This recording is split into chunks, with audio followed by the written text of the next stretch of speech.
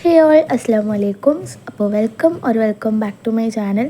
അപ്പോൾ ഇന്ന് ഒരു day in my life kind of video ആണ് ചെയ്യുന്നത്.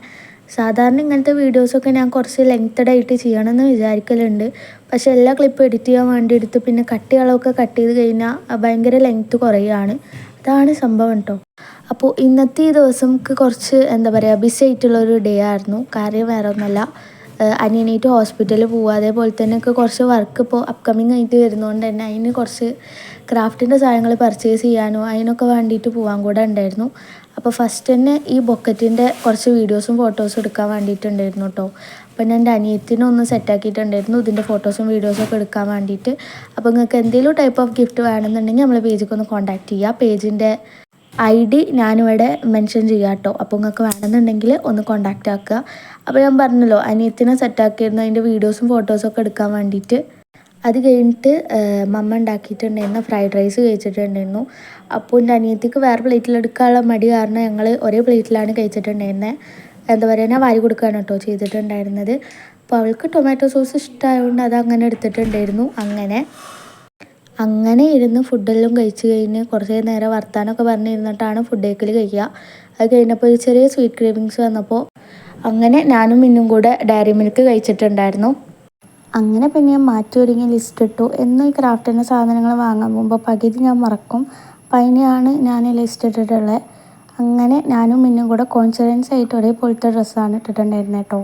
അപ്പോൾ പുറത്തിറങ്ങിയപ്പോൾ ഒരു കിളീനെ കണ്ടു. അതിന് ഞാൻ വെറുതെ വിടൂല. അപ്പോൾ അതിൻ്റെ വീഡിയോസും കുറച്ച് എടുത്തിട്ട് നമ്മൾ വേഗം ഇറങ്ങി. അങ്ങനെ പിന്നെ നമ്മൾ ആദ്യം പോയിട്ടുണ്ടായിരുന്നൊക്കെ യൂണിഫോം ചെറുതായിട്ട് ഓൾട്ടർ ചെയ്യാനുള്ളതുകൊണ്ട് അത് കൊടുത്തിട്ടുണ്ടായിരുന്നു. അങ്ങനെ അത് വാങ്ങിയിട്ടാണ് പിന്നെ നമ്മൾ നേരെ ഹോസ്പിറ്റലിലേക്ക് പോകുന്നത്. അപ്പോൾ ഇനി ഞാൻ എൻ്റെ ക്രാഫ്റ്റ് പേജിനെ കുറിച്ച് പറയാം. അപ്പോൾ എൻ്റെ ക്രാഫ്റ്റ് പേജ് ഞാൻ ഇപ്പോൾ റീസെൻ്റായിട്ട് സ്റ്റാർട്ട് ചെയ്തിട്ടുണ്ടായിരുന്നതാണ് കേട്ടോ.